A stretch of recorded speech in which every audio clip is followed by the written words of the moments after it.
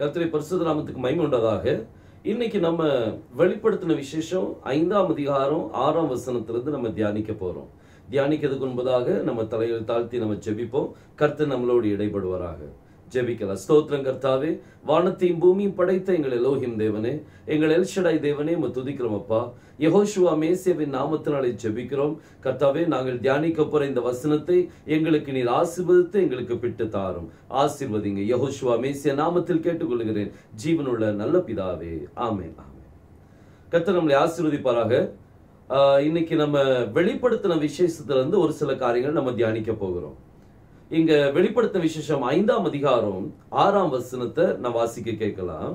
அப்பொழுது இதோ அடிக்கப்பட்ட வண்ணமாய் இருக்கிற ஒரு ஆட்டுக்குட்டி சிங்காசனத்திற்கும் 4 ஜீவன்களுக்கும் மூப்பர்களுக்கும் மத்தியிலே நிற்க கண்டேன்.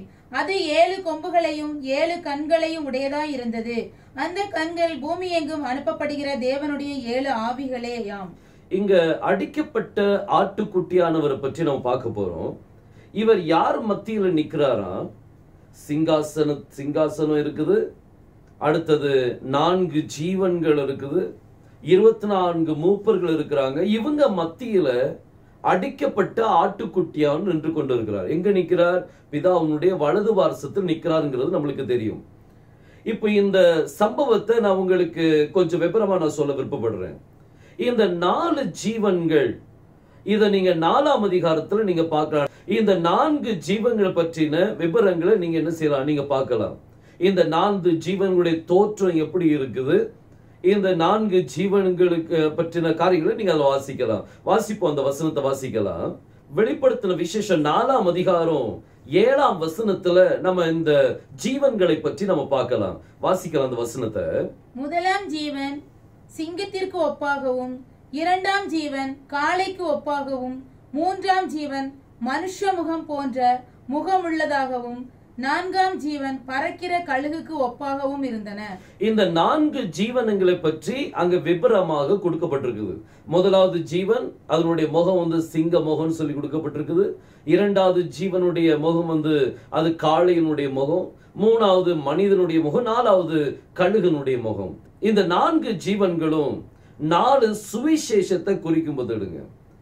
4 சுவிசேஷம், மத்தேயு, மார்க்கு, லூக்கு, யோவான், இந்த 4 சுவிசேஷங்களே அது என்ன செய்யும்? குறிக்கும்.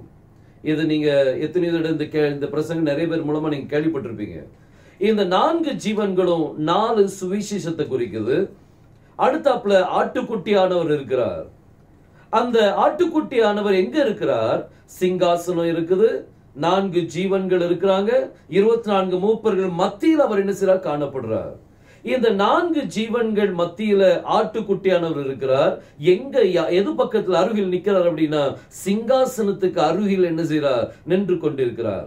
பாருங்க, வெளிப்படுத்தின விசேஷம் 5ஆம் அதிகாரம் அதுல 7ஆம் வசனத்தை நம்ம வாசிக்கலாம். 6ஆம் வசனம் நம்ம வாசிட்டோம். நம்ம 7ஆம் வசனத்தை நம்ம வாசிக்கலாம். அந்த ஆட்டுக்குட்டியானவர் வந்து சிங்காசனத்தின் மேல் உட்கார்ந்தவருடைய, இப்போ சிங்காசனத்துல ஒருவர் உட்கார்ந்து இருக்கிறார். அவருடைய வலது கரத்தில் இருந்த புஸ்தகத்தை வாங்கினார். ஆட்டுக்குட்டியானவர் என்ன செய்யறாருன்னா, சிங்காசனத்தை உட்கார்ந்து இருக்கிறவருடைய வலது பாசத்தில் இருக்கிற ஒரு புஸ்தகத்தை என்ன செய்யறார்? வாங்குறார். இப்ப நான் உங்களுக்கு ஒரு சில சம்பவத்தை இப்ப நீங்க பார்க்கலாம். முதலாவது, அங்க சிங்காசனம் இருக்குது, சிங்காசனத்துல ஒரு வீட்டு இருக்கிறார். ஆட்டுக்குட்டியானவர் அங்க சிங்காசனத்துல இந்த புஸ்தகத்தை வாங்குறார். இவங்களை சுற்றி 4 ஜீவன்கள் என்ன செய்றாங்க? இருக்கிறாங்க. சோ 4 ஜீவன், ஆட்டுக்குட்டியானவர், சிங்காசனத்தை வீட்டு இருக்கிறவர். இந்த காட்சியை உங்க கண்ணுக்கு முன்னாடி உங்க கொண்டு வந்துருங்க. இந்த சிங்காசனத்தை உட்கார்ந்து இருக்கிறவர் யார் அப்படிங்கறத நம்ம பார்க்கலாம். வாசிங்க, வெளிப்படுத்தின விசேஷம் 19ஆம் அதிகாரம் அதுல 4ஆம் வசனத்தை நாம் வாசிக்க கேட்கலாம். வெளிப்படுத்தின விசேஷம் 19:4. 24 மூப்பர்களும் 4 ஜீவன்களும் வணக்கமாய் விழுந்து ஆமென் அல்லேலூயா அல்லேலூயா என்று சொல்லி சிங்காசனத்தின் மேல் வீற்றிருக்கும் தேவனை தொழுது கொண்டார்கள். சிங்காசனத்தை வீற்றிருக்கிற தேவனை எப்படி தொழுது கொண்டாங்களா? ஹல்லேலூயா. ஹல்லேலூயான்னு அர்த்தம் என்னது? யாவாகிய தேவனை ஸ்தோத்திரியுங்கள். யா, சிங்காசனத்தை வீற்றிருந்தவர் யார்? யாங்கிற தேவன். யெகோவா தேவன் சுருக்கமான பேர் வந்து யார்? அவரை தொழுது கொண்டார்கள். சோ சிங்காசனத்துல யாவாகிய தேவன் உட்கார்ந்து இருக்கிறார். ஆட்டுக்குட்டியானவர் புஸ்தகத்தை வாங்குறார். 4 ஜீவன்களும் அங்கு காணப்படுது. இந்த 4 ஜீவன்கள் 4 சுவிசேஷத்தை குறிக்கும். இந்த சுவிசேஷத்துல என்ன இருக்குது? ரட்சிப்பின் சுவிசேஷம். ரட்சிப்புக்கு ஹீப்ருல என்ன சொல்லுவாங்க? ஷுவான்னு சொல்லுவாங்க. அடுத்தது ஆட்டுக்குட்டியானவர், அடுத்தது யாவாகிய தேவன். சோ யாவாகிய தேவன், அதுல யாவாகிய தேவன்ல அந்த பேர்ல 2 எழுத்து தான் உண்டு. யோத், அடுத்தது ஹே. யோத், ஹே, அடுத்தது 4 ஜீவன்கள், அதாவது ஷுவா. இந்த 2 பேருக்கும் நடுவுல யார் இருக்கா?